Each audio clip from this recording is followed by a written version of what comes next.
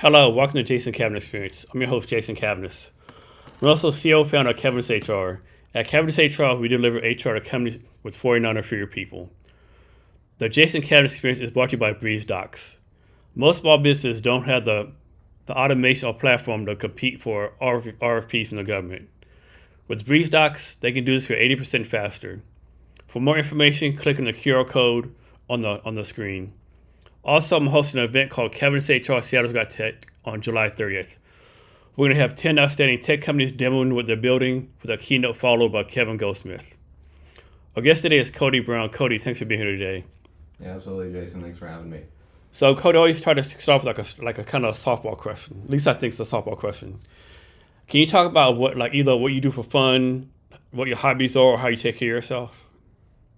Yeah, of course. Yeah, I mean, I love to hike. I love to go do fitness things. A lot of running, a lot of biking. All kinds of things like that. And so you say biking, do you mean like cross-country biking where you're on the road for 20 miles at a time, or? Right. Yeah, just road biking. Okay. Isn't there? I don't know. They said there wasn't like something where they did like a group of people did a bike ride from here to Portland every year or something. I know they did it before COVID. Yeah, I'm not familiar with that one. Okay. Normally I'm doing it solo. Okay. What do you usually do? Drive around Seattle pretty much, or bike around Seattle? Right. Okay. And then how far do you usually run? Maybe 20 miles, somewhere around there. Okay. Hey, scoot up just a little bit more. Yeah. About 20 miles Mm-hmm. per day or per week? Maybe a few times a week if I can. Okay, man. That's impressive. I get tired driving 20 miles a day. So how long you been a runner? Quite some time, probably maybe like 10 years now. Yeah. Yeah, I love running. I think it's one of those things where you can just go out the front door, just start running, and there's no real prep required or anything like that. So what is cybersecurity? Well, cybersecurity really boils down to trying to protect your digital assets and your digital footprint from the attackers. There's a lot of people out there who are interested in your business and your data, and the things that you're doing. They want to steal your money, they want to steal your information, use it for bad purposes. And so cybersecurity is just the act of trying to protect that. And should everyone be worried about that, from like an individual person on a computer to a company like Microsoft? Yeah, definitely. I mean, individuals are actually targeted quite a lot nowadays, a lot more than in the past, especially with cryptocurrency scams, romance scams, all sorts of different catfishing and sort of social engineering tactics that are out there nowadays. So businesses, of course, they have a lot more at stake typically, but individuals are targeted, at scale nowadays. It's sort of, there's even automated systems that are targeting individuals. And those scammers actually target individuals more because it's easy to get individual hacked, and then they can use that individual computer to go after the company. Yeah, so I mean, most attacks nowadays, even attacks that affect businesses, start at the individual level. So there's a lot of social engineering that happens. They'll target maybe like the CTO of a company, or maybe some worker at a company who has access to things. They'll find out personal information about the person, use that as an entry point, and then leverage that person's access to gain access to the company. So how does someone has no knowledge about cybersecurity, how do they even know they've been hacked, right?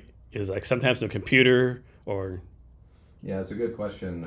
So it depends upon the sophistication level of the hacker. So if somebody's very sophisticated and they really know what they're doing, and they've hacked your computer, put some very advanced malware on your computer, it's very difficult to detect that.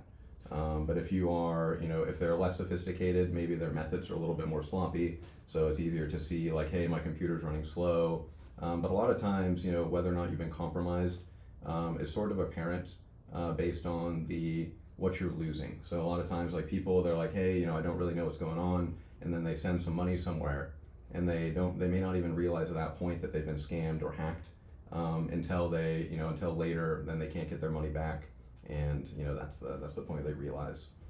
So let's suppose a company gets hacked. Is there a law saying they have to let everyone know they've been hacked? So if it's a publicly traded company, and there are certain laws and regulations that apply to certain companies that are different based on the company type. That's always been my fear. Like a company gets hacked, they don't tell no one, right? Because they take the risk. Okay, if we tell everyone, we might lose. You have all this bad publicity, you lose all the money. If you don't tell anyone, then no one knows, right? That's always been my fear, right? That all these companies really doing the right thing and letting us know they've been hacked. Right. Yeah, I mean, I think that's the most ethical thing to do. Typically, if there's been a breach, especially if it affects customers, the most ethical thing to do for the company is to release that information, say, hey, you guys have been hacked, your information's been breached, and you've been affected. Now, if it only affects the company and it doesn't affect the customers, I think that's a bit more of a gray area. Now, when companies get hacked, is one. Of course, I think one of the reasons I always hear these hackers, they do blackmail, give us $1 million or whatever, but they also hack people in order they get people's personal data and sell it on the dark web or something. Right, exactly. So a lot of times it is blackmail, like you're saying. So maybe they'll get some compromising information on somebody, or maybe they'll catfish somebody, something like that, and they'll use that information or that access to extort somebody for direct money. Or they'll ransomware somebody's data, for example, they'll lock up everybody's files on their computer and say, hey, if you want access to your files again, you're going to have to pay us. But yeah, a lot of times, if it's at a company level, then they will, they'll do kind of similar tactics, but it's more starting at the individual level and then expanding to the company. So what's your recommendation? Let's suppose, I'll make this up. Suppose there's ABC Tone Company, they're making a lot of money and they get hacked. The hackers say, give us $1 million.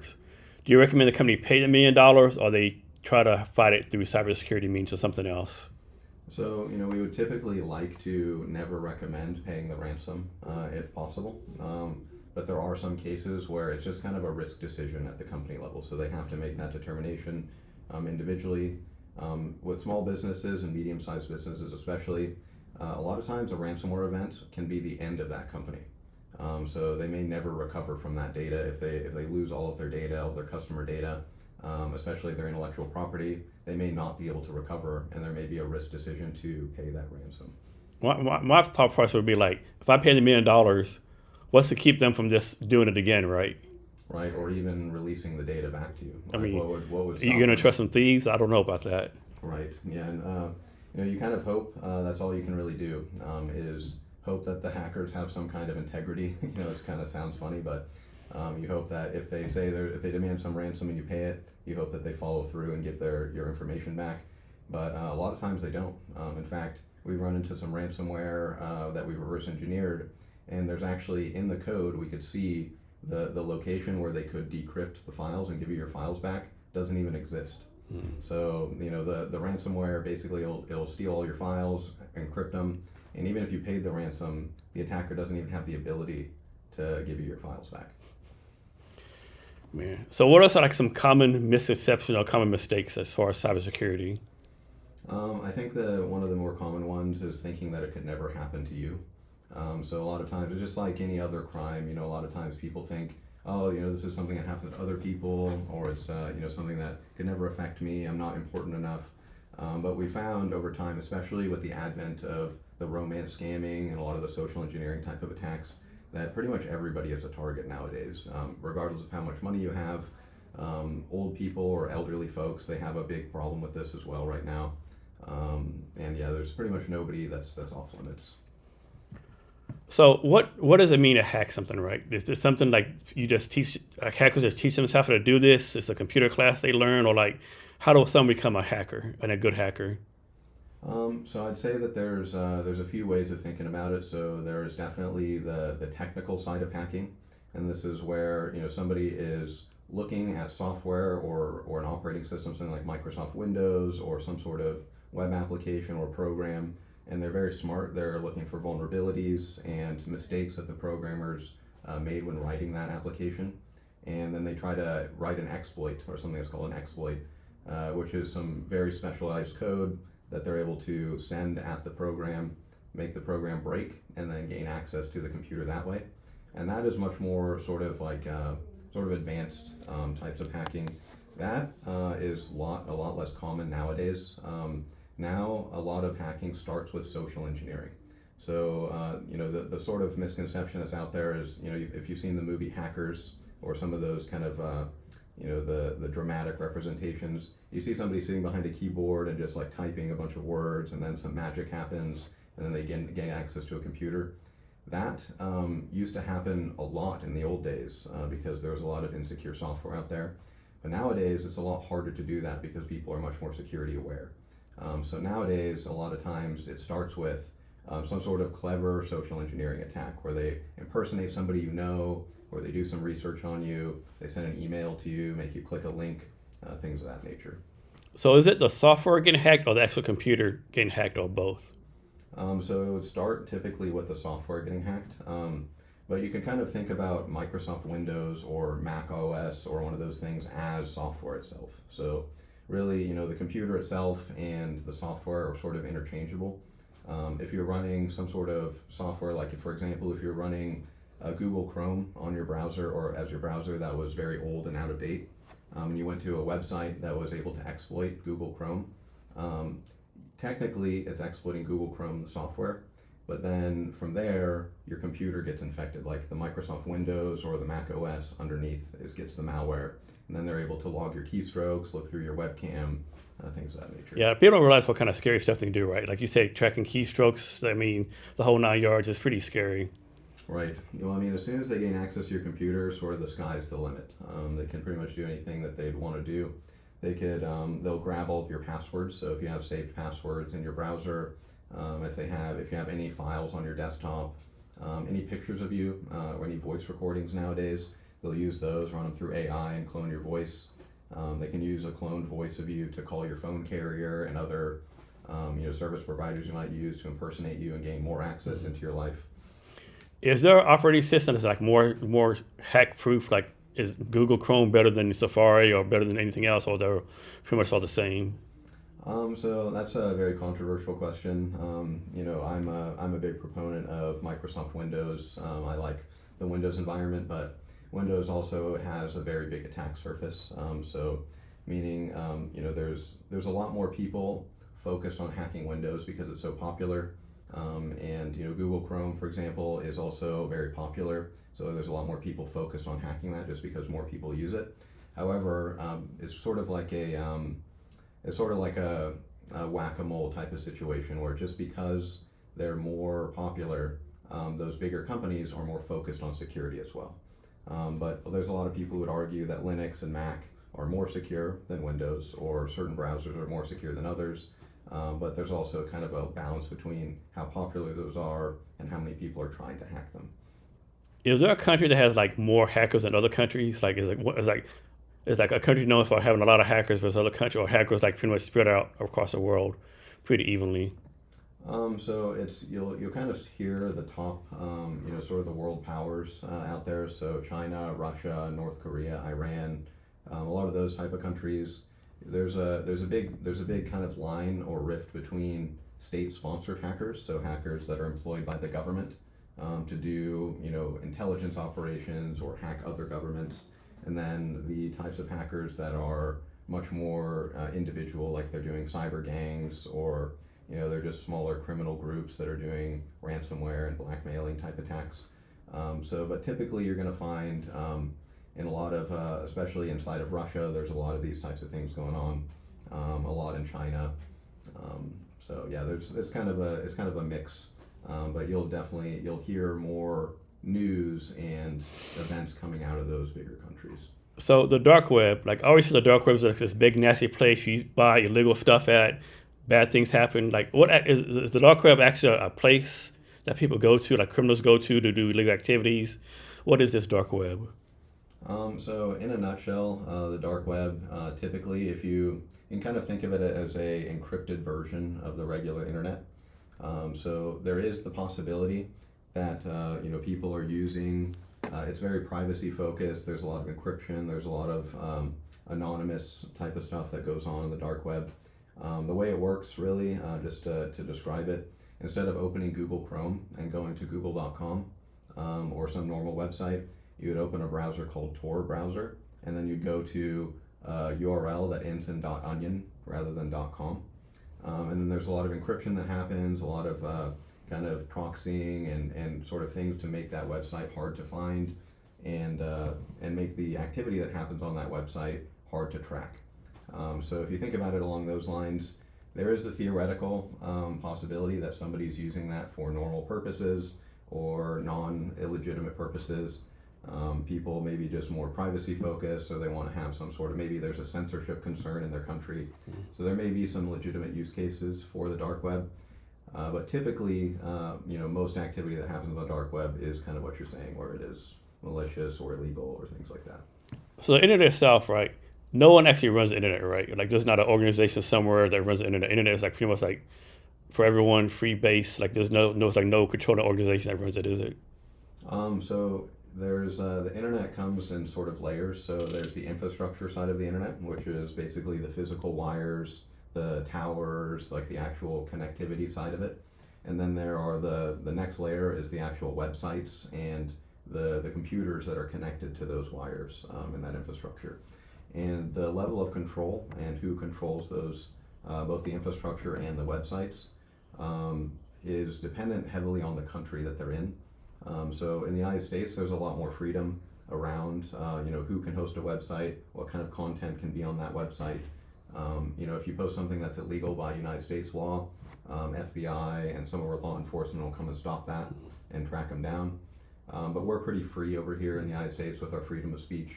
But in a place like China, for example, there's a lot more restriction on it. So technically, there is nobody that sort of overarching runs the whole internet on the world.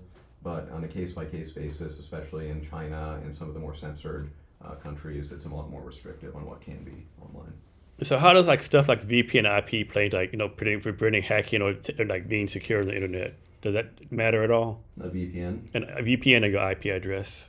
Yeah, so sort of the way that works is if you have a connection to the internet, you have an IP address assigned to you that is tied to your identity in some way. So you're paying Comcast or some internet provider, and they know that you're paying them, and they know what IP address they've given to you. So when you visit a website, that website sees that your IP address tied to your name was associated with that connection.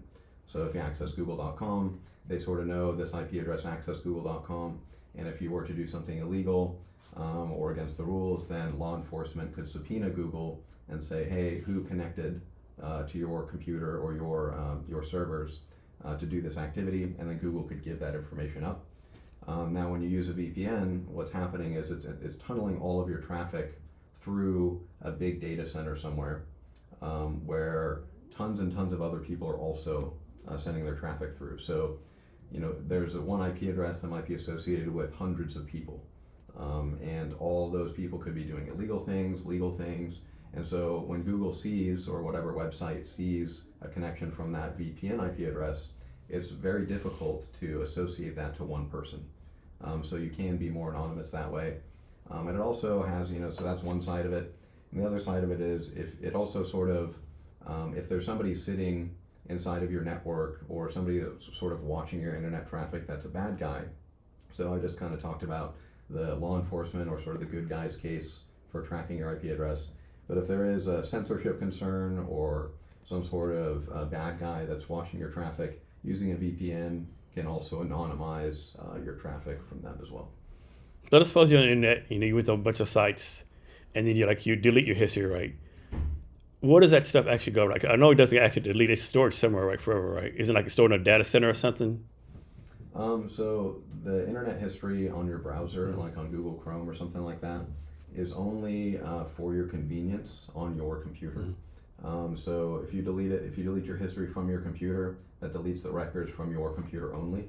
But it's not going to delete the records from the websites that you visited. So if you visited illegalstuff.com and you went there, whoever owns that website, illegalstuff.com, is going to have that record, and they can do whatever they want with it. If you delete your history, maybe somebody else that looks at your computer will not see you. But it's still out there somewhere. But the website has the record, and your internet service provider could have a record of it.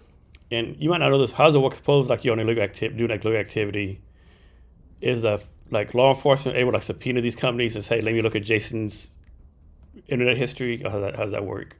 That's exactly it. Okay. So if illegalactivity.com is a legitimate business and they're conforming to laws, then the FBI could subpoena them and say, who visited your website, or they could ask your internet service provider like Comcast for who is Jason, what IP address does Jason have? They could say, and then they could start asking those websites, okay, this IP address, did it visit your website, and what kinds of things did they do when they were on your website? Okay. So how did you decide to start your own cybersecurity company? So I was in the Navy for a while, and I had a group of friends, met a lot of people there that were super smart, And so when I got out, we just sort of banded together and started a consulting company. And that's what you did in the Navy? Oh yeah, in the Navy I was doing cybersecurity as well. So I'd say, the Navy has some of the most advanced cybersecurity capabilities in the world. And so it's an unprecedented opportunity to meet very smart people in that industry. And so, with that network, you can go, you can band together and do all kinds of things.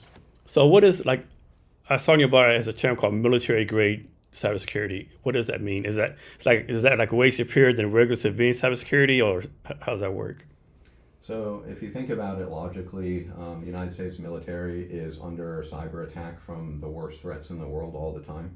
So the Russians, the Chinese, basically all of our kind of typical adversaries are constantly trying to get into Navy ships, trying to get into military infrastructure all over the place. So because of that, they're kind of have to hold themselves to a higher standard of cybersecurity in order to prevent those guys from getting in. And so basically with that knowledge and kind of with that mindset, it's more than just the knowledge of how to protect things at the highest level. It's also sort of more of you can almost think of it as a paranoid mindset. You're always thinking, once you've been in that environment, you're always thinking not necessarily just about the small fry hackers and like the small types of attacks. You're now thinking, what is the worst case scenario, because you've experienced it, and you're able to use that knowledge to protect not just individuals, but businesses, organizations, everybody. So what are we doing as far as the government or military to prevent like a quote unquote like a Pearl Harbor 911 cybersecurity attack? So the government has like huge, all sorts of different initiatives and methods and techniques. They invest a lot of money, they invest a lot of resources and time and expertise into coming up with the most advanced methods on preventing some of the worst cyber attacks out there. So for one example, is that all connected devices in the military have to go through a very strict compliance standard before they're allowed to even be connected. So you can't have, you couldn't just connect this laptop to a military network. It'd have to go through a lot of different checks and balances before it was able to be connected. Yeah. So when you started your company, like how did you get your first customer? Like, I'm sure you just can't say, hey, I'm gonna use cybersecurity company, trust me, right? Like what did you have to do to prove to first customer, hey, like, you know what you're doing? So we kind of got started, word of mouth. So we met some people in the cryptocurrency space, and we met some people in other tech spaces. So it sort of starts with, I think a lot of sort of the initial traction of a business starts a lot with networking, and gaining that trust. So people sort of know you, they know your background, and they want to work with you because they sort of know already that you know what you're doing. And is your typical customer like an enterprise customer, small business, and does it matter what the industry is or how much money they have? So we typically will work with everybody from startups all the way to very large companies with tens of thousands of employees. And we're typically working in the fields of healthcare, finance, sort of those high target or high priority targets. And how long were you in the Navy? I was in for 6 years. 6 years. Can you talk quick about your experience in the Navy?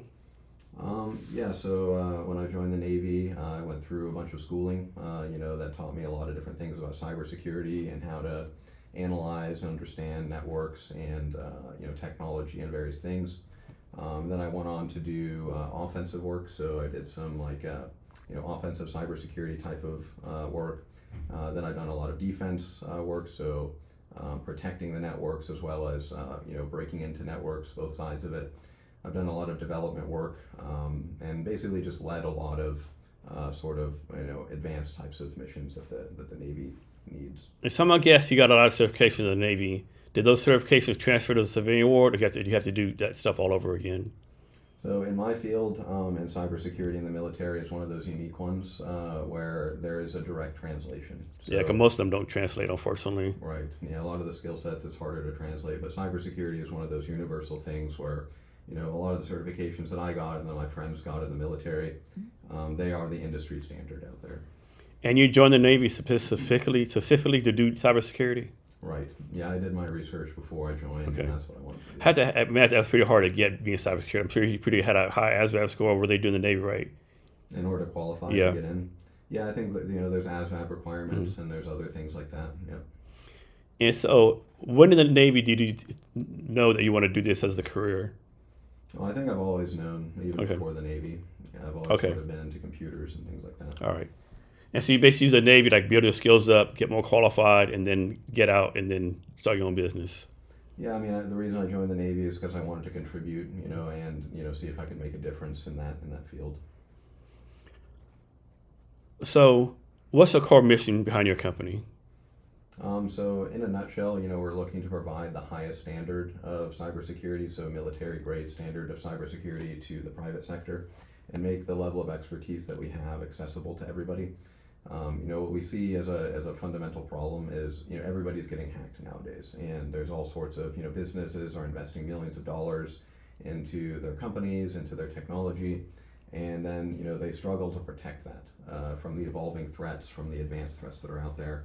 Especially North Korea has been very active recently, targeting people in the cryptocurrency space and the finance space. And so we just want to make sure that everybody has access to the highest level of expertise to protect their assets. And how do you get your customers? Like, do you have? I'm guessing you don't have a marketing plan, right? Do people reach out to you, or is it like you see in the news that ABC Tone got hacked? And you reach out to them, hey, yes, you got hacked. We can help you out. So there's a mixture of things. We partnered with a few companies like Cellnet and a few other big companies to help us with the marketing and sales side of things. We have a few different channels that we use to get customers in the door and meet people, but for the most part, the overwhelming majority of our customers are word of mouth. So a company that we did good work for, they're happy with what we did, and then they kind of tell other people about it. And you've been in business, like, I think 3 or 4 years? Yep, about 4 years, 3-4 years, yeah. So I think a lot of new business struggle with pricing, right? So how did you figure pricing out? Like, was it like experimentation? Is it like by the project, by hour? Like, how did you finally come to your current pricing model? So that is a difficult one. So we do, we've done a lot of market research and try to find, because a lot of the services that we're providing are fairly standard. They're fairly ubiquitous across this industry. For example, like a penetration test, testing a network, trying to hack into a network and find the vulnerabilities. That takes a certain amount of work. The people that we have on our team to do that work, charge us a certain amount per hour to do that work. And there's a certain standard, pricing for that most companies are using. So sort of a mixture of all those things that we use to come up with our pricing. So, like, you're here of a small business, right? And you talk about other nations there's like North Korea, China, Russia. If I'm a small business owner, should I even be worried about those big level things? So, the short answer is yes, but the longer answer is it really depends upon what you're doing. So, if you think about it, if you are doing, for example, payment processing, if you're a small payment processor, there are certain groups out there that they're not really thinking so much about, they would love to get the big payment processors, but they sort of have a standard process that allow them to target payment processors in general. So it depends upon which industry you're in and how, prevalent those types of companies get hacked. And do you still have your security clearance from the military, or that's gone now? Yeah, I still do. And how long do you keep that? So I think that, I'm not sure, I think it's maybe 4 or 5 years from the last time you've used it. Okay. Like that. And do you need that for your current job, or this is something that you just needed in the military? Yeah, so it's not super required for Okay. my job, yeah. Okay. And do you have any like government contracts, or is it all private companies? So we do a bit of work with government, local, state, and federal, and then we also do private sector work. And from your point of view, what's the difference between dealing with government entities versus private? Sorry, what was that? Is there any difference between working with government entities and private companies?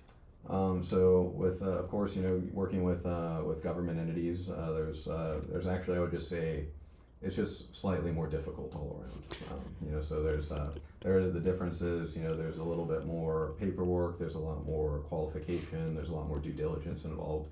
But so you do have to jump through more hoops. But all of that stuff, in my mind, is totally understandable. Because they don't want to be working with vendors that are untrustworthy. So based on what your experience, like, how's the U.S. rank globally as far as like cybersecurity? Are we the number one nation? Is China number one? How do we rank as far as all that kind of stuff? So, ranking the top three out there, USA is number one, and just sort of objectively speaking, our capabilities are better than everybody else's as far as both offense, defense, the way that we approach cybersecurity, our technical capabilities are just better.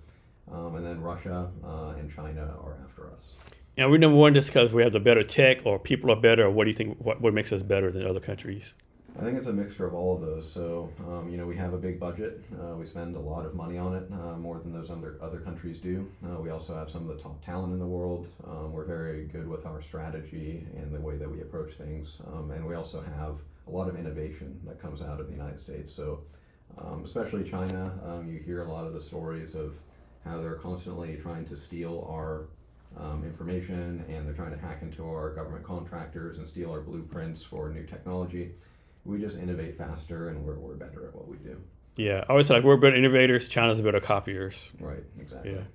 So what's your take on like using AI for cybersecurity operations? Is that something that's really happening right now, or is this a bunch of hype? So I can see AI as being useful, just as useful for cybersecurity as it is in other places.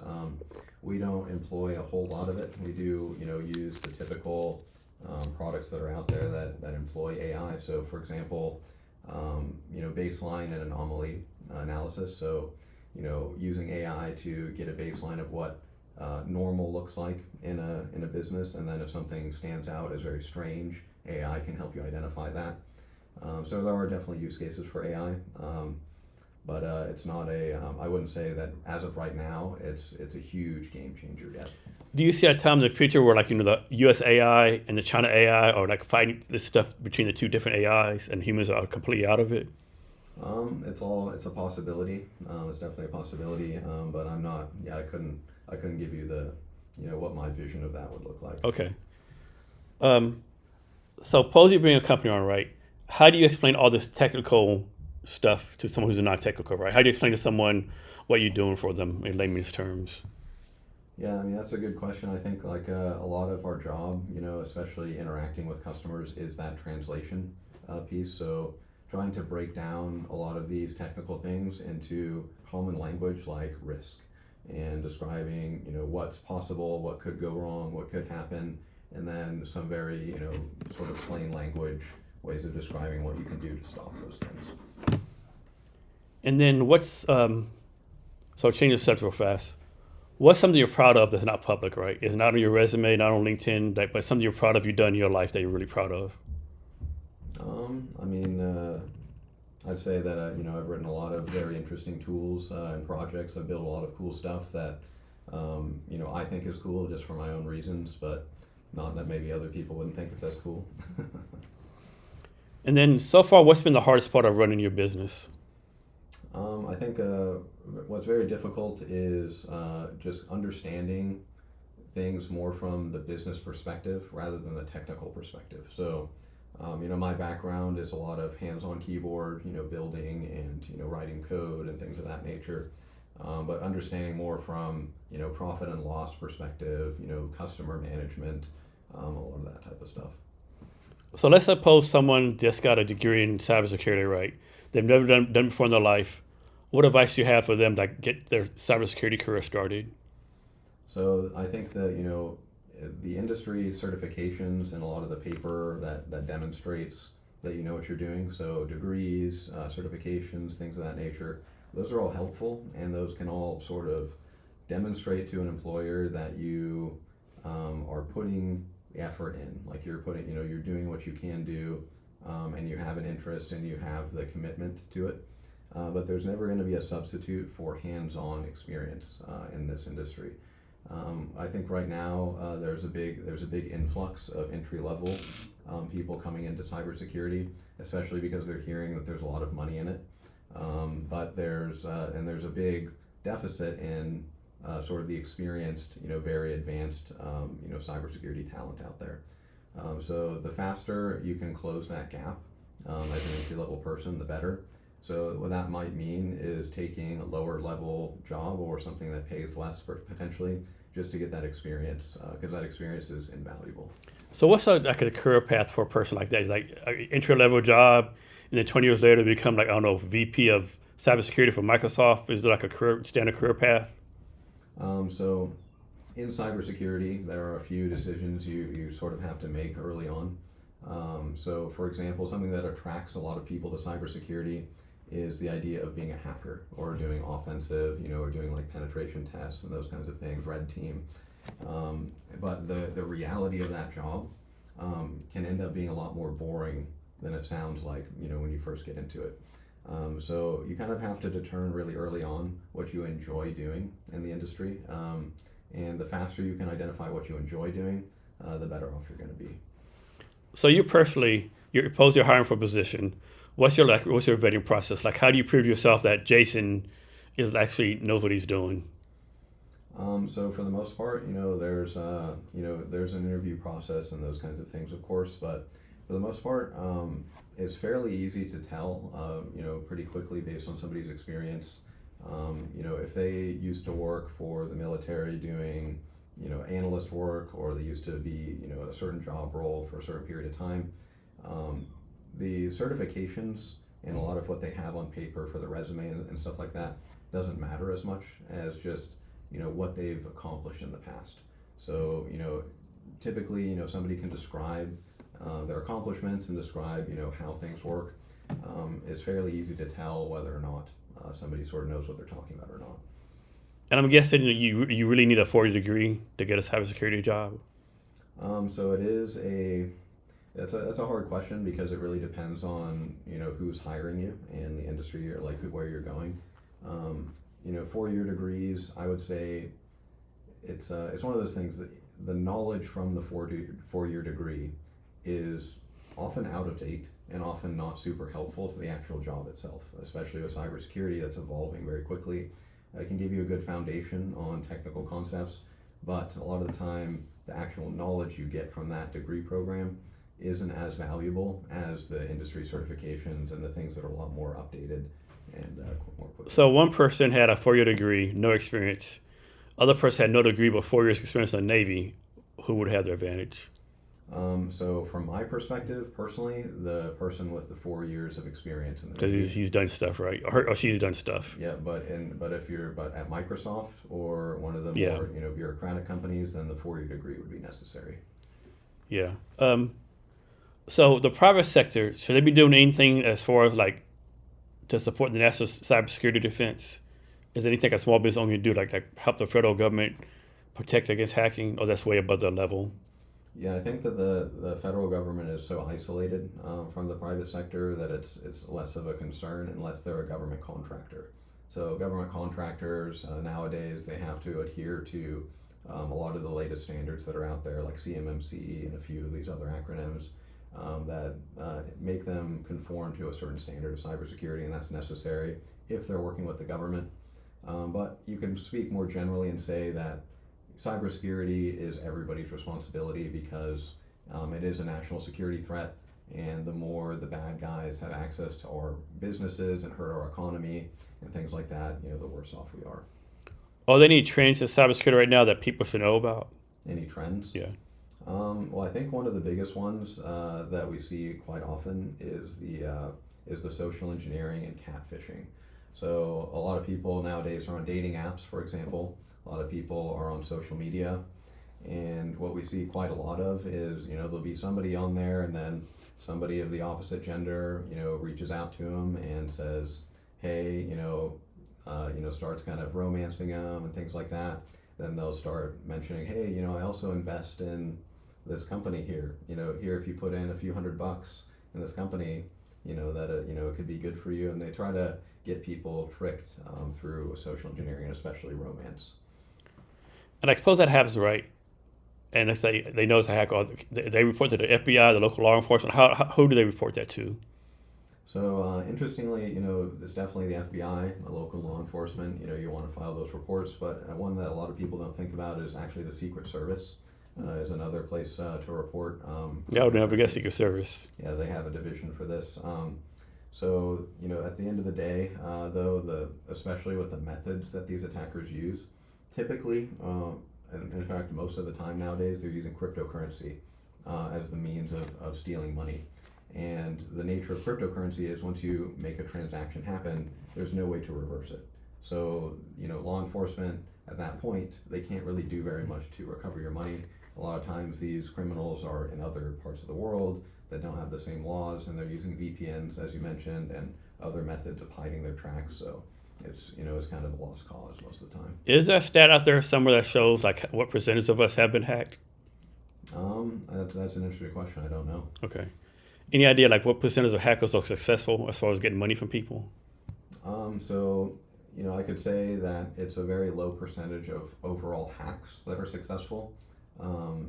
So a hacker, on average, they're going to be sitting there trying hundreds or thousands of different attack vectors to try to gain access to just one thing. So statistically, like just numbers wise, they're failing most of the time, but that's kind of doesn't matter if they just get one win. They only need like one win, right? Right. Yeah. So these hackers, I'm guessing they need a certain minimum amount of computer power or something to do all this stuff. Well, that's really not the case actually. No. So you could pull off a cryptocurrency scam or even a fairly sophisticated technical attack with just a very small laptop with minimal. I don't know. I always thought it had to be all these computer screens, big and powerful computers, or just something simple. Yep. If you've heard, I don't know if you ever heard of Kali Linux before. So it's just an operating system where it's like Windows or Mac OS, but it's specifically designed for hacking. And so you could install Kali Linux on pretty much any laptop and use that to do malicious things. And I'm guessing if you're like in a Starbucks on Wi-Fi, it's easier to hack then versus your own home network, right? Or does that matter? So it is, that is a very common, thing that you'll hear is public Wi-Fi is more dangerous, and that is the case in principle. But I will say that it has gotten a lot better than it used to be. So, for example, back in the old days, you connect to the Starbucks Wi-Fi, and all of the computers that were connected to that Wi-Fi had some way of communicating with each other on that Wi-Fi. So if two guys sit next to each other, both have the laptops connected to Starbucks, there was some way that those two laptops could talk to each other. And so if one of them was a bad guy, they might be able to start doing shady things to the other guy's laptop. But nowadays, the Starbucks Wi-Fi doesn't allow that communication between the devices connected to it. So the risks there still are risks, but they're different risks and they're much lower. So what's one thing everyone should do to improve their cybersecurity? So this is the one thing, like if there's no other thing that you would take away from anything else that I say, this is the one tip that I have for everybody. Enable multi-factor authentication on all of your accounts.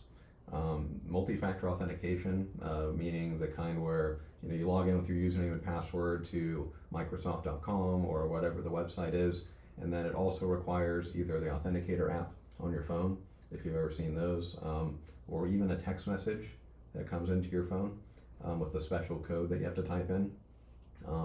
That is going to increase your security exponentially. And if you do that on all of your accounts, that's going to stop the majority of attacks that are going to happen against you. Now, the one caveat and the one thing that I'll say on that is if you can avoid the text message version of that and use the Authenticator app, that's the best case scenario. And I'll actually show you. So I have something right here. This is what I use. I use beyond the Authenticator app. I don't know if this is, you can see this on the camera here. But beyond the Authenticator app, I use a hardware key for my multi-factor authentication. And this is really the best thing that you can use if you're able to use it. Do password managers actually work? So password managers are great, and we definitely recommend them, but you have to make sure to protect your password manager itself. So, that would be kind of bad, right? Right. So we definitely recommend using password managers. It's much better than trying to remember tons of passwords. Or use the same one for every single thing you have. Right. Or even small variations of the same one. Because what happens is, if you maybe make an account on 50 websites, one of those websites gets hacked, and all of the passwords from the users on that website get leaked somewhere in a data breach, then the bad guys are going to see that. They're going to see your email address with a password for that website, and they're going to start trying it on all of the different websites that are out there. They're going to try to log into your Facebook, etc. So password managers are great. They're super secure. There's a company that's pretty popular called LastPass out there. We don't really recommend them, But the reason I bring them up is because LastPass themselves have been hacked a few times, and none of their customers were really affected by it. And the reason why is because the technology works in such a way that even the password manager company themselves is storing your data in an encrypted fashion to where even if a hacker gets into their stuff and steals all the people's passwords, it's still so secure that you're still safe. So really, if there was a recommendation, we use Bitwarden. Yeah, that's what I use. I use Bitwarden. Yeah, Bitwarden is the I one use that we them. recommend. That's good to hear that you use it. So I feel a whole lot better now. Yeah, that's good. So what's a myth about cybersecurity you wish would go away? A myth about cybersecurity. I mean, I think it's really that one. More than like I kind of mentioned it before already, that it just it won't affect you. I really wish that people would start thinking. What we run into a lot of the time is people will call us and say, I can't believe what's just happened. We've all been locked out of our accounts. We don't know what to do. We don't know where to start. And at that point, or the point where you're calling a cybersecurity company in a panic, is too late. They've already done the damage that they could have done. And in almost all of those cases where we get those calls, it was such a minor thing that they could have done to prevent it from happening. Something as simple as multi-factor authentication would have stopped the whole event from happening. So just thinking from the perspective of, hey, it is possible for me to get hacked, and I should take some precautions. So you're kind of like you have a new customer, right? Do you tell the company, I'm making this up, if you use us, you'll never get hacked? Or what's your, do you say, I guess you can't say they'll never be hacked, but what kind of strategy do you give them as far as protect them as best as you can? So we don't really, it's not really possible to say you'll never get hacked if you work with a certain company or if you do certain things. But the way that we would typically phrase it if we were to say something like that is that, we're working on lowering your risk or lowering your attack surface. And then how do you prove that to someone? So I think that you can demonstrate, with certain metrics and figures. So for example, a very simple one is, as an example, is if we were to look at an individual and say, oh, your Google account does not have multi-factor authentication enabled on it, and if you enable that, that will prevent 99.9% of attacks on that account. That's a way of quantifying it. And if you're a customer, do you do some kind of monthly report for them that's saying what y'all did for them or anything like that? It would depend upon the service. So, in some cases, if we're doing some sort of analysis work, we might have some sort of monthly report. But if we're doing for example, a penetration test or compliance work, then, we would issue the final report and show, here's the things that we found that are vulnerable in your system. Here's the way that we were able to exploit them. And then here's the ways that you could solve those problems. And then how does ethics work as far as doing offensive and defensive cybersecurity work? Does ethics play a role in there any kind of way? Well, certainly if we are, if we're hired to do offensive work for a company, we have strict as something called the rules of engagement. So we provide them with the rules of engagement. What that means is we strictly define the scope of what we're going to be testing.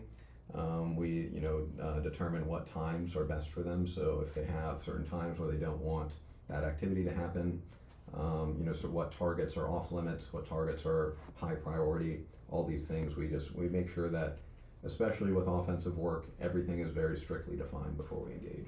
Are there some kind of national cybersecurity standards or ethics standards somewhere that some organization runs? No, I wouldn't say, nothing comes to mind as far as ethics standards, but there are certainly compliance standards out there. So the risk management framework from the Department of Defense is a big one. NIST 853, there's certain documents out there that define sort of, if you are an organization and you have technology that you're using, here are the checks that you should go through, sort of a giant checklist, if you imagine it, of all the possible things you should check to be as secure as possible. So let's suppose someone has some kind of certification, right? Is there anything that can happen where they lose that certification? Or once you have it for life? So there are, if most industry certifications, if you're talking about that side of it, are you talking about from an individual that's qualified to do the work? Yeah. Or you got it from school, the Navy, or? Yeah, so most of those industry certifications expire after a period of maybe 3 years, 4 years, and then you have to renew them in order to stay current. And I'm guessing you have to pay for that yourself. Like your company's not going to do that for you, right? That's something that's an individual responsibility to keep up with that. It depends heavily on the company. So Microsoft is most likely going to pay for that for you, and the military pays for those things for you. But at my company, we will pay for it for our, the people that work with us, and then but yeah, oftentimes you'll just pay for it for yourself. So let's suppose someone graduates with a cybersecurity degree, they get the needed certifications, and they're doing the job for 3 or 4 years. When should someone say, you know what needs to happen or whatever? Someone say, you know what, maybe this job isn't for me, right? What are some indicators that, being cybersecurity isn't for Jason or someone else, right? Well, I mean, I would assume it's pretty much similar to almost any other job where either you don't enjoy it or you're bad at it. If it's one of those two things, then you could probably realize pretty quickly that you should, probably change fields. Especially in cybersecurity, I would just caveat that and say it is a sort of high risk environment to be in. So if you are bad at the job or you really don't like doing it, then it's sort of ethical for you to not do it anymore because other people's data is often at stake. So talk about something like when you first started your company, like you kind of struggled with, right? Like you kind of kicked your butt, but now you're like, man, this is so easy. I can understand why I struggle with this. So that's one something that comes to mind is just product and service definitions. So at the beginning, it's hard to figure out, what is in demand and what companies need, and basically what services and products you want to offer to the world. And then, as over some time, you have some customers, they have some requests from you, like, we started getting a lot of requests for penetration tests, for example, and compliance work. And then it just becomes very apparent, what is in demand, what's needed from other people, or needed by other people. And then it sort of makes sense. It sort of becomes obvious. And then how do you decide like what you need to do as a CEO yourself and what you can delegate to someone else? So I think that, it is a difficult thing, a lot of times because, especially if you're a perfectionist or if you have sort of that mentality about things, you really want to have a hand in everything that's going on. But there comes a point where you just have to trust your people, like there's a lot of really smart people. You surround yourself with very smart people. I'm surrounded with a bunch of geniuses, so it would be foolish for me to try to take on the world myself. And then how do you do your schedule every day? Like you kind of wing it every day? You have a calendar each day? Like how do you do your schedule? So we have, there's people that schedule meetings on our calendar a lot of the time, and then, I'll book some time for my own work, if there's something that I need to get done, things like that.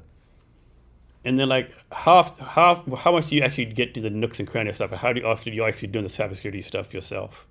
So fortunately, I try to maintain a balance personally because I enjoy the work. So it would be important for me to, not lose my skill set, and so I definitely try to stay technical. And then like, do you have to, as far as your certifications, you have to go do those every 2 or 3 years also? Yeah, I usually maintain the Okay. certifications, the ones that are important to me. I let the ones expire that I don't see value in. Okay. Is there a college that's like known as like the best cybersecurity college in the United States? Well, it's hard for me to answer that because I don't know the list of them. But I mean, there's the sort of the obvious ones like MIT and I went to Virginia Tech, which is a pretty good one. And then there's some other ones. I think there is the NSA has a program, and you can look up a list of the colleges that work with them and participate with the NSA. I don't remember what it was called. But it should be pretty easy to find if you wanted to find that. And I'm guessing all your customers are across the United States. Yeah, so we have customers throughout the United States, and then we have a few in Canada and things like that. Okay. And then do you have a limit on how many customers you can handle?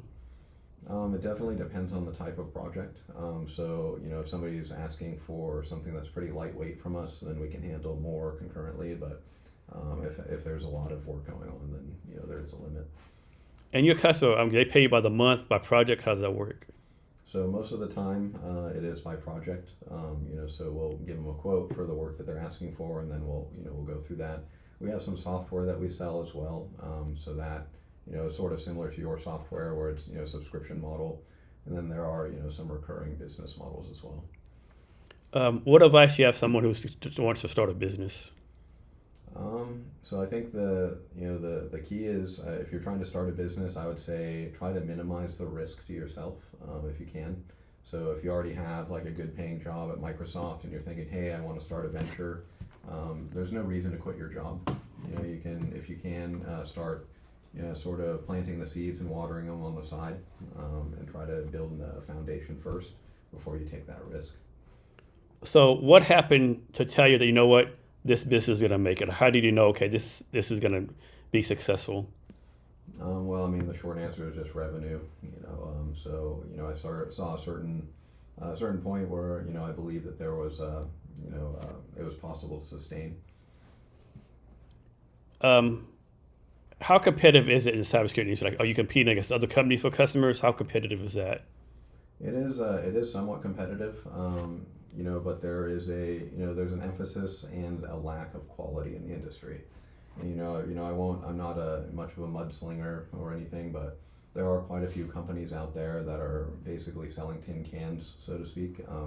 They'll have a lot of marketing in place, but the quality of what they're actually selling to people and the work that they provide is not very good.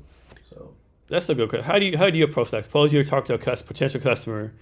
They say, you know what, Cody, I'm going to go with Jason's cybersecurity company, and you know in your mind that Jason's cyber company is like full of crap, has a lot of holes, not ethical. Like, how do you handle? Like, do you like throw them on the bus, or you just like try to make yourself look better? Yeah, so we would never, throw them under the bus or anything like that. We would never talk badly about any other companies that are out there, but we would just sort of emphasize without describing their product at all. Just emphasize, here are the things that we do and that we do very well.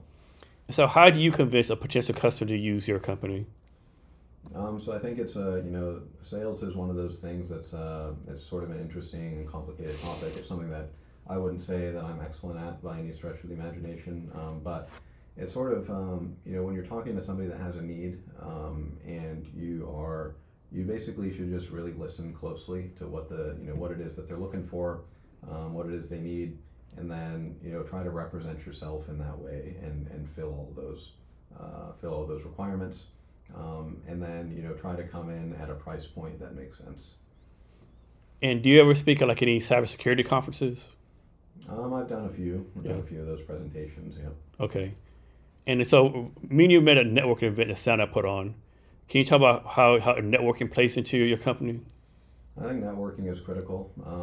It is one of those things where for some people it sounds sort of funny going around, shaking hands and going to parties and talking to people and things, but your network, especially in the early stages of a company, is the most important part of your company. The people that you know, the people that trust you, the people that you work with, those people all matter, more than almost any other factor in the business. Yeah, and then you never know when it's going to pay off. Like that event we went to, Cellnet, Jaime invited me to it, right? And that day I had a bad day. I was tired. Like, I'm not going this. Something told me, Jason, go. And I met like you. I met like 5, 6 other people, right? Mm-hmm. That I would never met if I didn't go, right? And I came very close not to go. I was just tired. I was like not in a good mood. Like, man, I told you I was going. I'll just go for a few minutes. I didn't stay the whole night. It was a good time. Met a lot of great people there. Right. Yeah. I mean, sometimes you don't feel like socializing, but then you go out and it becomes worth it. Yeah, it definitely does. So, how often do you do networking? Like once a month, twice a month? So it sort of depends upon like the phase that I'm in. Mm-hmm. So when I first got to Seattle, I was going to every event that basically showed up anywhere. And then, over time, I started going a little bit less, and then I go a little bit more, so it sort of fluctuates. For your company, is there like phases? Like, is 1 month more busy than another month, or the lags, or like pretty much like even kill work throughout the whole year? Oh, it's definitely phases. Yeah, it's definitely phases. It's not consistent, and yeah, that's one of those things where you have to still, in my industry, it's a little bit easier because, a project can be worth a lot of money, so one project can be worth a lot. But if you're hoping for consistent, smaller projects to sustain your company, it can be difficult if there's a down month. Does this happen? Like, suppose I'll make this up. Suppose Bank of America's hacked. Do your customer call and say, "Hey, Cody, Bank of America got hacked. I think I got hacked too." We don't typically. I don't think we've ever run to that case where there's another company that's been hacked and then somebody sort of assumed that they've been hacked because of that. But it is sort of, there are trends. So if there is like I mentioned, the payment processors earlier, a lot of times if there's a group out there going and doing payment processing, they're targeting payment processors all the time, then, it's more likely that one of our customers that's a payment processor might have an issue. So, kids are on the social media, like at early age now, all over the internet, all the different social media platforms. What should parents be doing to protect their kids on social media and from hackers? Well, I would say, especially with the way the internet is nowadays, and there's a lot of kind of crazy stuff out there, if I were to be approaching that problem, I'm not sure I would give my kid access to the internet pretty much at all, just personally. But I think that at the very least, like heavy parental controls, a lot of restrictions, because beyond like the hacking and all these other things, there's a lot of stuff out on the internet that I would say is not good for a child to have access to. So I'm guessing for cybersecurity people, attention to detail is like a big characteristic. Are there other characteristics that a cybersecurity person should have? So I think attention to detail is probably the biggest one, of course. Ability to, I think one thing that's one trait in cybersecurity that's a little bit harder to find is understanding the business context and the business side of cybersecurity. So there's a lot of very smart technical people in cyber. So there's a lot of people who are really good at writing code and doing things on the keyboard. But it's more difficult to keep the business perspective in place. If you imagine perfect security, like perfect cybersecurity, would be unplugging all of the computers. Right? Yeah. So then nobody could do any work. So there's, and if you, even a less extreme example, the more restrictions you add to somebody's computer, the harder it is for them to do their job. So there's sort of a balance there. And so keeping the context of, hey, we want to protect these guys, but also it's really important that they're able to do their business and make money. So I'm assuming all your people are very technical, know they're doing, but how do you make sure they are like customer service friendly and doing the customer service stuff? Well, there's some people that are more, comfortable, being customer facing, and then there's people who are less comfortable, and so we just base it on that. I think everybody is very honest. Everybody is very humble, and if they don't want to go talk to customers, they usually will just say it. Yeah. So, how do you see yourself growing in the next few years? You mean company-wise? Yeah. Yeah, I mean, so hopefully, we can expand our customer base and just get more people on board. We have some software initiatives that we're working on, but I think really the short answer is, we're just hoping to get a lot more customers on board. Yeah. So back to running and biking. You said you run a bike every day, once a week. So biking has been a little bit on the slow for some time because my bike's in disrepair and not nearby. But I run all the time, yeah. Okay, just run around by your house, I'm guessing? Yeah, I'll run down by the pier. Okay. My favorite place. Do you have any favorite hiking trails? Yeah, I mean, I've been with some people. Truthfully, I don't really pay super close attention to where I'm hiking. Uh-huh. A lot of times other people are planning it for me, and then I'll just go with them. Go with the flow? Mm-hmm. Okay. And you're not from Seattle, though, are you? No. Where are you from? The Bay Area. Bay Area, okay. And near San Francisco. Okay, nice. And you started your company here in Seattle, down the Bay Area. So originally I started my company in Texas. Okay, that's right. And does the name of your company mean anything? Security Research Group. So it's sort of a mouthful, and so we normally abbreviate SRG. Mm. But I sort of see research as really the highest form of pretty much in the industry. So if you think about cyber, where does innovation happen? So we're always trying to stay on the cutting edge of things. So suppose you have a customer, right, and you tell your customer, hey, you need to do these things, but they don't do it right. How does that work? Like, do you drop them because they're not doing what they need to do? Because that makes you look bad maybe if they get hacked, or how does that work? No, I mean, if we give recommendations, that's the most that we can do for somebody. If they need help implementing them, then we're happy to help a lot of the time. But there's no way for us to, kind of push or make somebody do those types of things. So when should a company, does it depend on the size or revenue or something else? When should a company go from using you to hiring their own internal people? So that's a good question. I mean, I think they're, a lot of times companies, they're looking for outside consultants because they're, they've reached capacity internally on some sort of issue. So, maybe they don't have any staff internally, or maybe they have a few, but they're overworked. So that's typically the point where they're reaching out for external help in the first place. So in our startups, so people say, bring on sales at employee 6, product employee 5, like bring in different things at different employee numbers. What employee numbers should a company be at when they start being concerned about cybersecurity?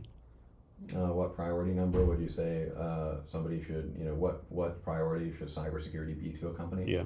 Like what employee? I was like, if I'm employee 10, should I bring it on employee 5? So I think it really depends heavily on the type of company that you are. So if you're building some software, for example, like Cavness HR, that software platform, hopefully as the software was designed, really security was in mind during the design of the software, and that would be priority 0, really.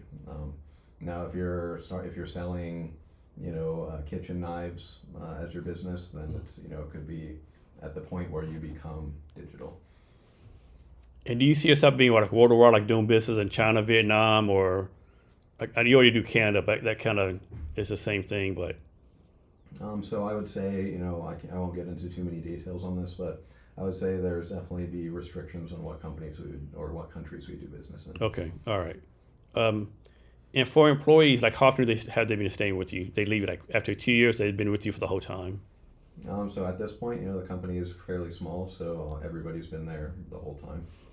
And for your employees, are you like going back to the Navy to recruit them, or you just recruit them from everywhere? So far, we've been able to recruit just from our friend group. Okay. The people that we knew in the Navy. Okay. So you spent 6 years in the Navy. Can you talk? Where were you stationed at in the Navy? So first, I went to school in Florida, Pensacola, Florida. Then I was in Maryland, so Fort Meade, Maryland, and then I was at NC Dock in Suffolk, Virginia. Okay. And do you actually have to go on any boats for like 6 months at a time? You're all land based. No, it's funny. I was in the Navy for 6 years, and I've never seen a Navy ship in No. person. Yeah. No. Man. So was the experience in the Navy a pretty positive experience? No, I would say it was an extremely positive experience. Yeah. Yeah. And are you gonna get you have a master? You have a master's from Virginia Tech, I think, right? Yeah. So is it an advantage to get a master's in cybersecurity versus just having a regular degree? It's hard to say. I mean, when it comes to college and school, a lot of the time I would say there's not a whole lot to gain, from the more advanced degrees, I would say. But I think it's worthwhile if you have the GI Bill, for example. You might as well do it. Yeah. So I'm sure every day you have like hundreds of things to do every day. But how do tomorrow, Wednesday, how do you make sure you focus on priorities 1 and 2 versus number 75? How do you keep yourself focused and work on the things you need to work on? I think, intellectually you can just sort of think about what is going to be the most high impact things, and what, a lot of times there are things that are due right now versus due next week, and sort of the typical, prioritization process. So how do you keep yourself from falling for what's called the shiny object syndrome? Well, I wouldn't say that I'm immune to that at all, but I think the easiest way to think about it, from my perspective, is always the timeline. So if there's something that's immediate, if I'm being required to do something by the certain point and there's no way around it, those are going to be the things I focused on first, no matter what. And for your calendar, is your calendar like 1 month out, 2 months out, 1 week out? Like how far out do you plan? So my calendar is not a great example of a beautiful calendar, but mine has probably about a week, maybe 2 weeks out. Okay. And then how do you do your schedule? Right? Do you work 9 to 5 every day? You work 80 hours a week every day? Do you take weekends off? How do you do that?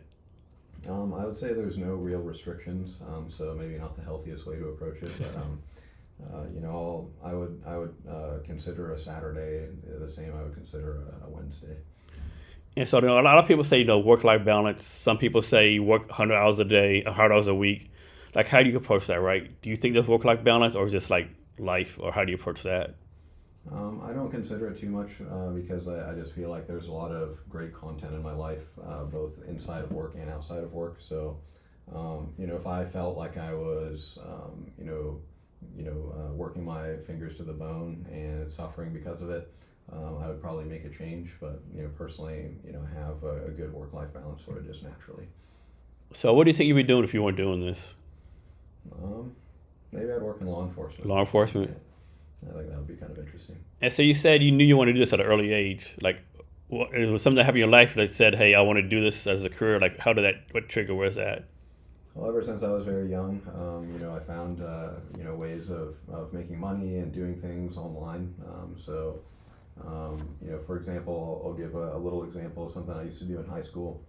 There's a video game called RuneScape, and RuneScape is it's sort of a game where you go in there and you collect money and you're able to buy resources and do different things.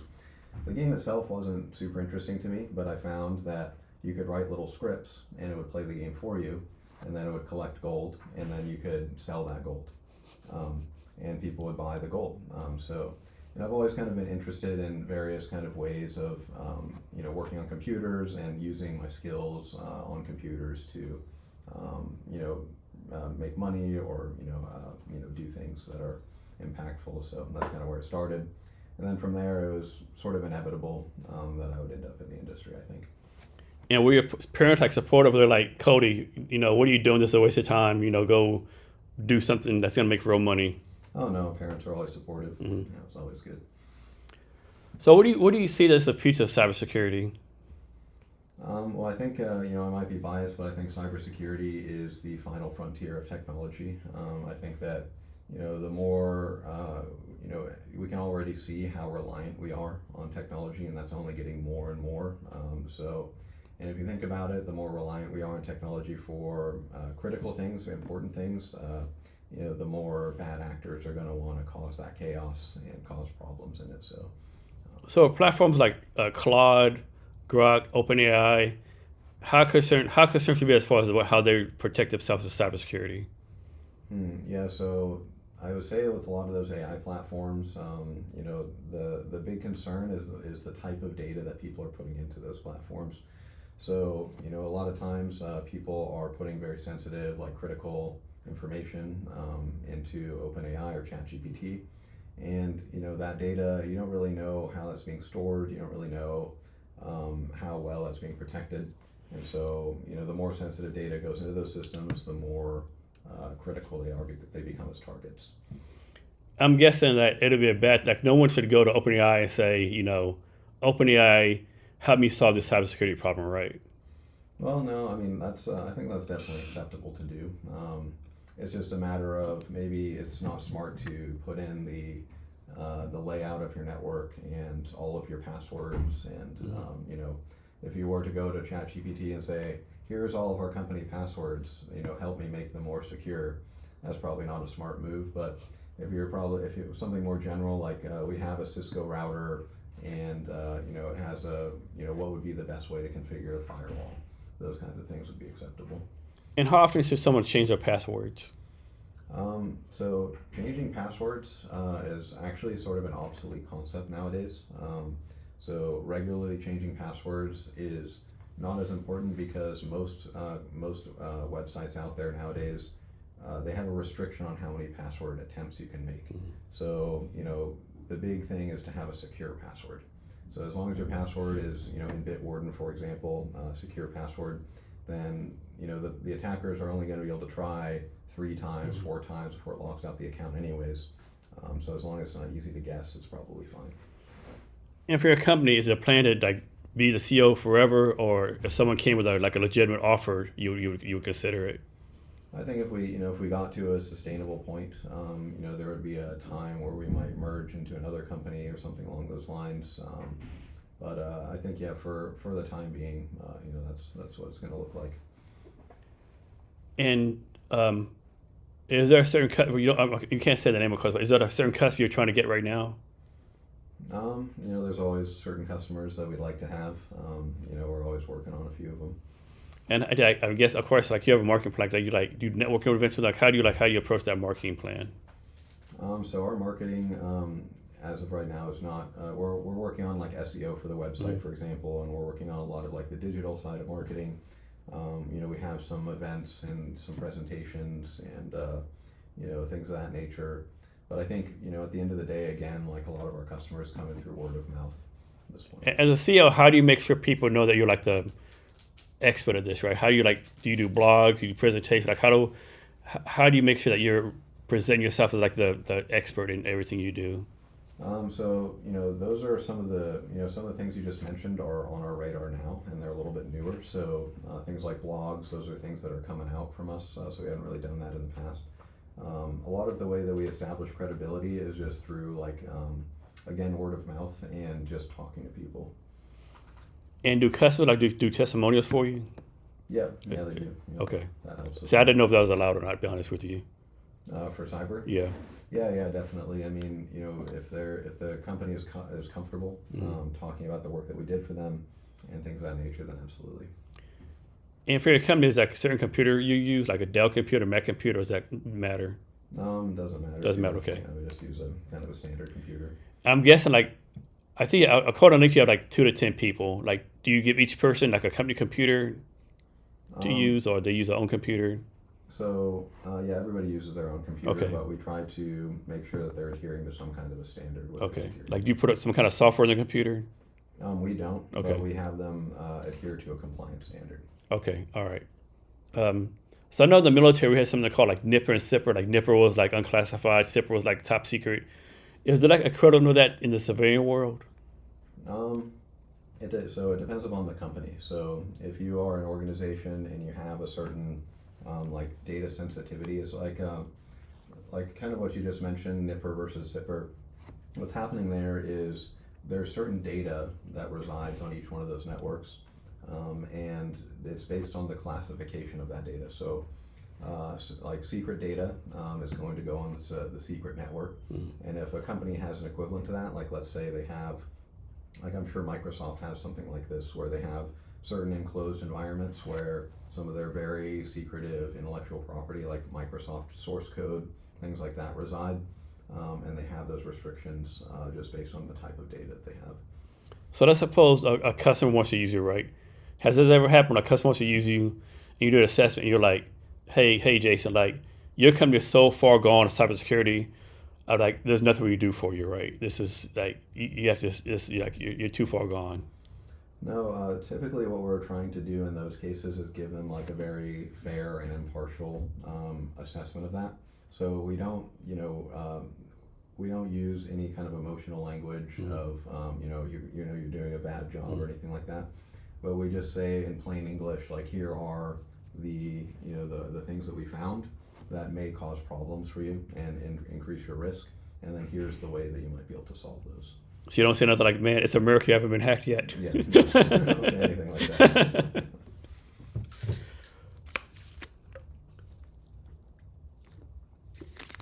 As far as the customers, how long they usually stay with you? So we have some customers that have been around for a very long time, and then we have customers that have just used us one time for one service, and then that was it. Okay. And then, so for your companies, how we talked about this before, but do you have a hiring plan? So as of right now, we're staffed appropriately. Okay. So we don't really need, we don't have any, we're not really looking for new employees, but in the future, we're definitely going to be open to some of these things. We can see the capacity. And the CEO, how do you make sure you're taking care of your people? Make sure they're getting the coaching they need, the professional development they need, all that kind of stuff. So I would say, the way that we approach that is similar. We all sort of have a mature mindset on leadership, just because we're all, we're in the Navy at some point. So there's a lot of emphasis on those kinds of things, and paying attention to all those aspects of employment. So yeah, I think it's a joint effort, but I think we're all pretty good at it. And then how do you make sure everyone keeps up to date as far as all the technical stuff they need to do? So I think with the nature of the services that everybody sort of wants to stay up to date. Most people, especially at our company, are very passionate about what they do. So for the most part, we don't have to do a lot of checking and all that type of stuff. But everybody has to stay certified and all that type of the typical things. So when you're hiring people, how you know they're passionate about what they're doing, right? Because a lot of people can fake on interviews, right? A lot of people can fake on interviews, fake their resume. How do you know? Okay, this person is going to be passionate, really involved with the company. Well, I think and at the end of the day, when you talk to somebody about something that they like to do or that they're good at, A lot of times they just can't, they can't stop talking about it. It's very obvious they love it. They do it outside of work. They do it on their own. They have their own projects, and they would probably be doing something like this even if they weren't getting paid for it. So yeah, it's pretty apparent a lot of the time. And so you say you do government contracts. With that, you bid on like government contracts, or how's that work? So we have in the past, gone through the bidding process. Some of the software that we sell it direct. So basically, somebody's swiping a government credit card. So there's not that bidding process, but we still have to adhere to certain standards. But I would recommend if you're looking to get into that side of things, it's a nightmare. So going through the government bidding process is very challenging, and there's a huge learning curve around it. And what can end up happening is you'll spend a lot of time writing the proposals and writing your bid, and then all that work can get wasted as soon as they don't select. I know one time frustrating. Like, I'm gonna start bidding for HR stuff, and like all the bids are different. Like you might read one bid, and it's right there where they want, right? Another bid might be 20 pages long, and on page 18 it'll say what the requirements are, right? It's like there's all over the place. It seems like. Right. Yeah, and a lot of that's the another aspect of it. Is a lot of the requirements from the government are super unclear. It's not even, it's kind of like you're scratching your head, like, what are they even asking for here? And a lot of the times, like, you got to use the language that they have listed in their proposal, their RFPs, and all these things. And again, really, I think the most frustrating part a lot of the time for people is that they'll spend all the time writing, a 10-page proposal, and there's a very small chance they get selected, and then all that time. Or you do all the work, and then you notice, we're not taking a proposal this time. This is for research only, right? You're like, crap. Oh yeah. You're like, are you kidding me right now? Right. Yeah, it's frustrating. Yeah, but I've heard like when you say get a contract, you first locked in because that's like you're almost guaranteed money if you can win it. But yeah. Right. Exactly. It's a great place to be. I mean, the government pays its bills. The government is always is very reliable. But getting your foot in the door is very, very difficult. Yeah. So, do you have a preference between private and public, or just whoever pays the bills? I think it's hard to say. I would say that oftentimes there's a big trade-off. Oftentimes working with the government or for the government can be a bit more exciting, just because what you're doing is sort of more high impact, and you're affecting bigger things. But working for the private sector is often like a lot smoother. So kind of a subject, like with the stuff going now in the war, like between Israel and Iran, right? Do you ever get excited about, man, how Israel did all this stuff to Iran, like all the top secret stuff, all the stuff they did? Do you ever wonder like how they did that? I mean, truthfully, at this point in my career personally, almost nothing in cybersecurity surprises me anymore. So a lot of the techniques, it's very interesting to see how they implemented those things. But once you hear that they've happened, it's sort of like, oh yeah, that's pretty commonplace in the arena of cyber warfare. So, when did cybersecurity start? Actually, has it always been around since computers started, or is a field that started 10 years ago? Like, when did cybersecurity, as a career field, actually start? That's a good question. It might have been before my time, but I imagine you hear the original computers that like Windows 95, Windows 3.1, the really old operating systems getting like I think back in the old days, like malware and viruses, they were way easier to write, way easier to proliferate, but they were a lot of times like less serious. So you'd hear like malware that would just make your screen go all like wavy, or they would have some guy's face like bumping around on your screen, sort of as a joke. I think the first known this is something I can't quote directly, but I think one of the first known variants of malware, worms that was going around, that was very popular. The guy who wrote it actually put his name in the virus, because it wasn't so much of a problem back then. So a lot of those in the old days, it was much easier and all those things, but nowadays it's become sort of an industry. So I think cybersecurity as a concept has been around since the very beginning of computers, but nowadays it's more of it's a much bigger threat. Has cybersecurity basically been the same like since the beginning, or has anything changed with cybersecurity? What's changed a lot is the level of sophistication, and sort of it's like a cops versus robbers show, if you imagine. The bad guys have the advantage always because they have unlimited time. All they're trying to do is find that one little tiny chink in the armor that allows them to do anything that they want to do, and they have effectively unlimited time and unlimited resources to find that little tiny hole. So in response to that, there's been enormous amount of money, resources, time, people, energy put into patching every possible hole. So the bad guys have to get more sophisticated, and then the defenders have to get more sophisticated, and it just escalates more and more and more. And so at this point, like when you find a remote unauthenticated exploit for Windows or for a common piece of software like Google Chrome, like the level of sophistication and the level of expertise required to make that happen is just exponentially higher than it used to be. So I don't know if you remember this, but one of the Fast and Furious movies, there was a movie where the criminal like hacked all the electric cars like driving everywhere. Like how realistic is that, right? Like someone could just hack like all the cars, or hack like a electrical charging system, or hack electrical power grid. Well, you hope it's not too likely. With some of the electric vehicle companies out there, how secure their software is, I can't really say, firsthand. But what I can say is that more than likely, if those vulnerabilities existed in the current electrical vehicles and some of the self-driving car type of things, they probably would have been found at this point. So we just hope that they don't introduce new features that are vulnerable. But it's always possible, especially with cars that can shut down remotely and self-drive and things of that nature.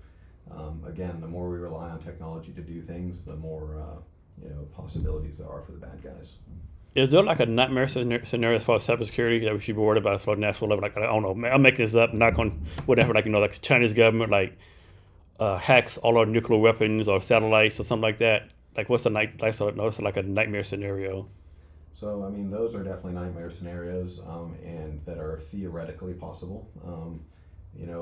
But something like hacking our nuclear weapons or hacking our satoites is so unlikely just because of how much we secure those. Like how they're air gapped, meaning a lot of the systems are not connected in a way that could even be accessed from China or other places.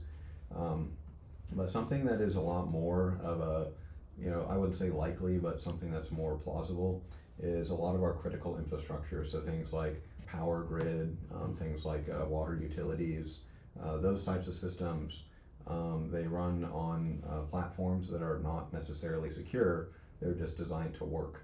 And so the something that's been sort of a trend for the past few years is securing what's called operational technology, which is those, the logic controllers for opening water plants and valves and things like that. Yeah.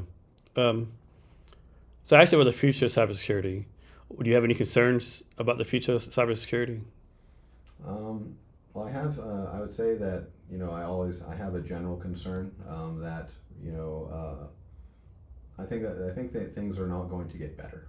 That's what I can say. I think that overall, like with how technology evolves and how things get more and more ubiquitous everywhere, I don't think that cybersecurity is going to become less of a problem. I think it's just going to become more of a problem over time.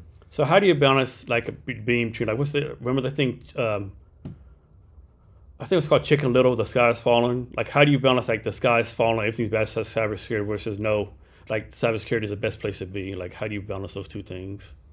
You mean as far as like just as far as being in the industry and being worried about the future versus like saying, oh, this is the best place to be. Yeah.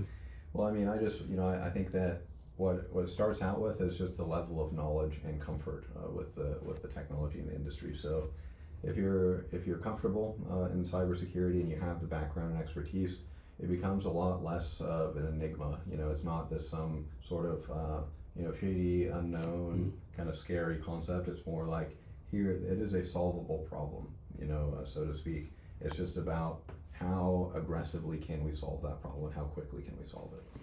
And can you talk about what your software does?